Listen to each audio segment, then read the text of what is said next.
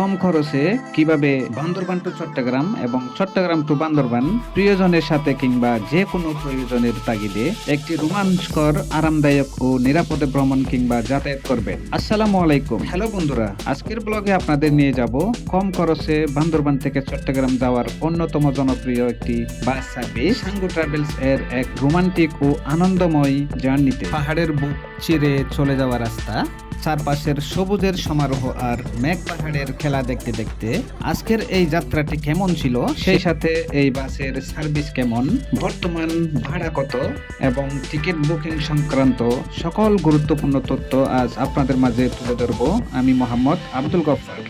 এবং আজকের এই ট্রাভেল ব্লগে একটি রোমান্টিক দৃশ্য আপনাদের মাঝে তুলে ধরার পাশাপাশি দুটি বাস কেন দুর্ঘটনা হয়েছিল সেটাও জানতে পারবেন। চলুন তাহলে বন্ধুরা আজকের ভিডিওটি শুরু করা যাক।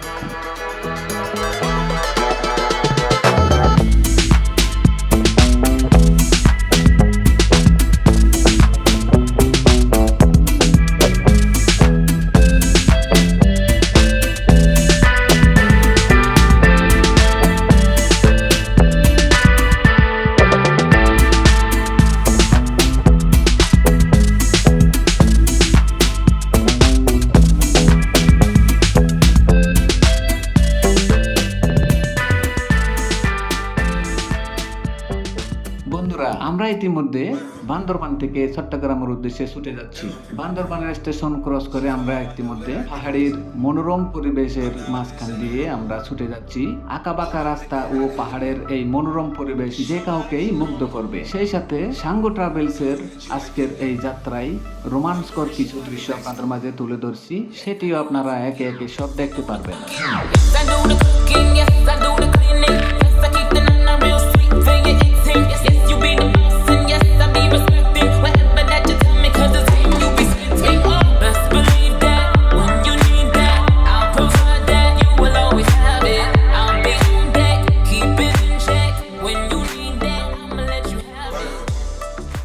ওয়াও, এত সুন্দর মুহূর্ত ট্রাভেল ব্লগে আসলে খুব কমই পাওয়া যায়। আমরা আসলে ঢাকা থেকে সরাসরি কক্সের উদ্দেশ্যে ছেড়ে আসা রেল ক্রসিং এর জেমে পড়ে বসেছিলাম। তখনই রোমান্টিক একটি দৃশ্য আমাদের ক্যামেরায় ধরা পড়ে।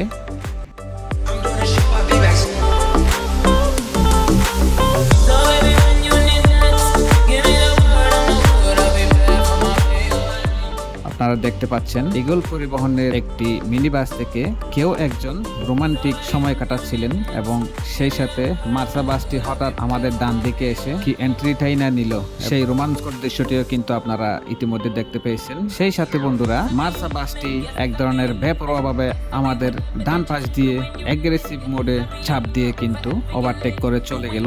সিঙ্গেল লেনের মধ্যে ডাবল যানবাহনের চলাচলের এই রুটে আসলে ওভারটেকিং করাটা খুবই বিপজ্জনক। যেমনটি দেখতে পাচ্ছেন, মিনি ইগল বাসটিকেও ওভারটেক করতে আমাদেরকে অনেক বেগ পোহাতে হয়েছিল।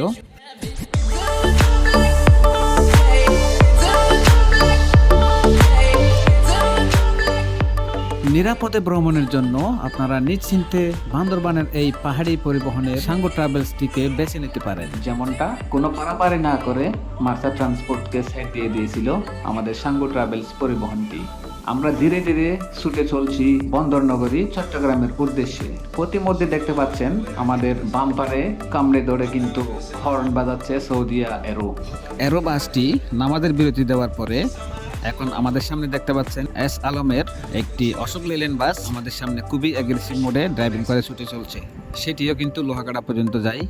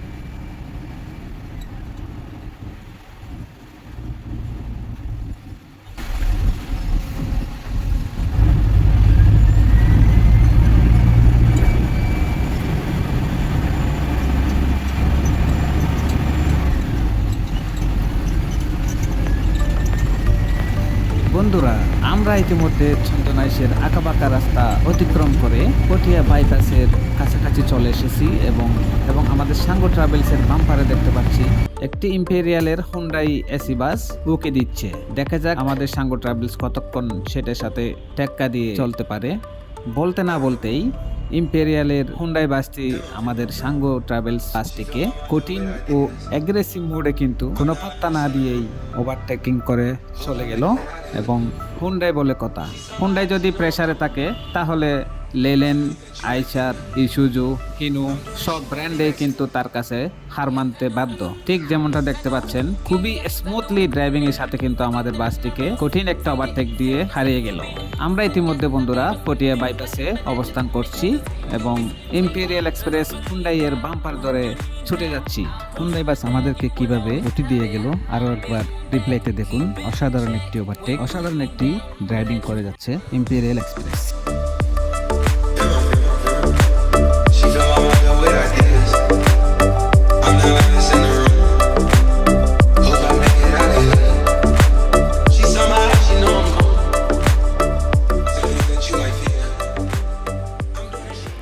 ইম্পেরিয়ালের বাম্পার ধরে ছুটে চলতে চলতে একসময় ইম্পেরিয়াল বাসটি হারিয়ে গেল এবং আমাদের সাঙ্গো ট্রাভেলস বাসটিও কিন্তু অনেক চেষ্টা করেছিল ইম্পেরিয়ালের বাম্পার ধরে ছুটে চলতে, কিন্তু সেটি আর হলো না।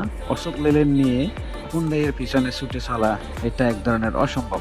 তো যাই হোক, আমি অনেক জুম দিয়ে কিন্তু আপনাদের দেখানোর চেষ্টা করেছি, কিন্তু ইম্পেরিয়ালের যেই গতি সেটি দেখে মনে হচ্ছে আমরা মনে হয় আর তার পেছনে ছুটতে পারবো না।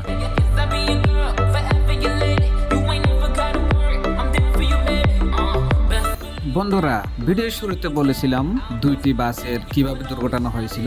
তার মধ্যে একটি হচ্ছে জেদ্দা এক্সপ্রেস, যেটা আমাদের ডান পাশে পার্কিং এ দেখতে পেয়েছেন, সামনে একটি এক্সকাভেটর দিয়ে কোথাও নিয়ে যাওয়ার চেষ্টা করতেছে। আসলে এটার ব্যাপারে জানতে পারলাম যান্ত্রিক ত্রুটির কারণে নাকি যে কোনো বড় দুর্ঘটনা হতে পারত এবং তার থেকে রক্ষা পাওয়ার জন্য আগেভাগেই তারা সেফটি জোনে রেখে দিয়েছে বাসটিকে। এটার জন্য অবশ্যই জেদ্দা বাসের বাস চালককে ধন্যবাদ জানাই। এবার আসি এই বাসের সিট কন্ডিশন এবং বিল্ড কোয়ালিটি নিয়ে, এবং এর মাধ্যমে জানতে পারবেন এই বাসের ভ্রমণ আসলে আরামদায়ক হবে নাকি অন্যরকম। সিট নিয়ে যদি বলি, প্রথমে নন এসিতে তারা থাই সিট ব্যবহার করেছেন এবং এসি বাসে উন্নত মানের লেদার দ্বারা আরামদায়ক এবং বিজনেস ক্লাস সিট প্রোভাইড করেছে। সেই সাথে বাসের বিল কোয়ালিটি যদি বলি, নন এসি বাসগুলোতে তারা সাধারণত প্রচলিত লিফ স্প্রিং বা সাধারণ কামানি সাসপেনশন ব্যবহার করেছেন, যে সাসপেনশনের কারণে আসলে পাহাড়ি আঁকাবাঁকা ও উঁচু নিচু রাস্তায় লোড নেওয়ার জন্য এই সাসপেনশন গুলো ব্যবহার করা হয়। এবং এসি বাসগুলোতে তারা এয়ার সাসপেনশন ব্যবহার করেছেন। তো বুঝতেই পারতেছেন এয়ার সাসপেনশন নিয়ে আর নতুন কিছু বলার নাই। এয়ার সাসপেনশন মানে হচ্ছে হাওয়ার উপরে ভাসানো। যেমন ভাঙ্গাচোরা রাস্তায় ঝাঁকুনি দিলে আপনি বুঝতেই পারবেন না আসলে ঝাঁকুনি দিচ্ছে নাকি দুলানি দিচ্ছে। আমরা এখন পটিয়া বাইপাস অতিক্রম করে পটিয়া আঞ্জুরহাট অতিক্রম করতেছি। সেই সাথে দেখতে পাচ্ছি ইম্পেরিয়াল এবং মার্সা বাসের একটি অসাধারণ ক্রসিং ওভারটেকিং দেখতে পেলাম। সেটা হচ্ছে ইম্পেরিয়াল বাসটি কাটিং মেরে মার্সা বাসকে ভেলকি দিয়ে চলে গেল। রাস্তার দুপাশের মনোরম পরিবেশের প্রাকৃতিক দৃশ্যের সৌন্দর্য ভ্রমণের আনন্দকে আরো বাড়িয়ে দেয়। হানিফের গতিময় ছুটে চলা দেখে আরো একটি কথা মনে পড়ে গেল। আমাদের এই বাসটি সর্বোচ্চ গতি 80 থেকে 90 উঠেছিল। খুবই সেফলি ড্রাইভিং করতে দেখা গেছে এই সাঙ্গো ট্রাভেলসের ড্রাইভারকে। সে সাথে আমরা ইতিমধ্যে নতুন ব্রিজের শাহ আমানত সেতুর টুল ব্রিজের সামনে চলে এসেছি এবং টুল ব্রিজ পরিশোধ করে সামনে দেখতে পাচ্ছি আরো একটি শাপলা পরিবহন নামে একটি স্লিপার বাস, যে বাসটি এখানে একটা অটোরিকশাকে ধাক্কা দেওয়ার কারণে পুলিশে ধরে রেখেছে। যদিও আমার মনে হচ্ছে অন্য কোনো কারণে এই বাসটিকে জব্দ করে রেখেছে, কিন্তু আমরা যেহেতু নিজের চোখে দেখিনি তেমন কোনো ক্ষতি হয়নি, যার কারণে আর তেমন বেশি কিছু বলার প্রয়োজন মনে করতেছি না। আপনারা এখন দেখতে পাচ্ছেন নতুন ব্রিজের শাহ আমানত সেতুর অসাধারণ একটি প্রাকৃতিক কি সৌন্দর্যটাই না ফুটে উঠেছে। আর এই সবগুলি দেখার জন্য তো মানুষ ছুটে যায় বিভিন্ন জায়গায়, বিভিন্ন জেলায় লক্ষ লক্ষ টাকা খরচ করে ভ্রমণ করতে আসে। আর প্রাণ জুড়ানো এই সৌন্দর্য দেখে মানুষ আত্মহারা এবং খুশিতে নিজের জীবনটাকে আবারও নতুন করে প্রাণবন্ত করে তোলে।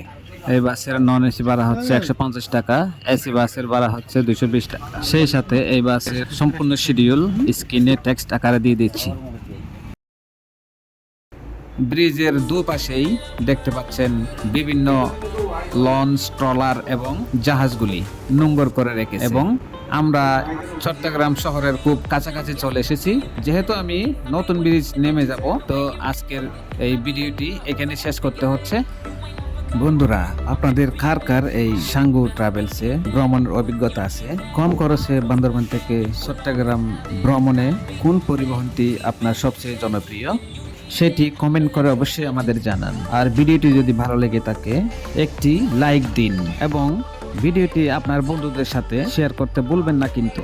ভ্রমণ বিষয়ক এমন ইন্টারেস্টিং ও ধামাকাদার ভিডিও এবং নিখুঁত গাইডলাইন পেতে আমাদের চ্যানেলটিকে এখনই সাবস্ক্রাইব করে পাশে থাকা বেল আইকনটিকে বাজিয়ে দিন। আজ এই পর্যন্তই, আবারও দেখা হবে নতুন কোনো একটি ধামাকাদার ট্রাভেল ব্লগের সাথে। সে পর্যন্ত সবাইকে যেন আল্লাহ তাআলা সুস্থ ও সুন্দর জীবনযাপন করার তৌফিক দান করেন। আসসালামু আলাইকুম ওয়া রাহমাতুল্লাহি ওয়া বারাকাতুহু।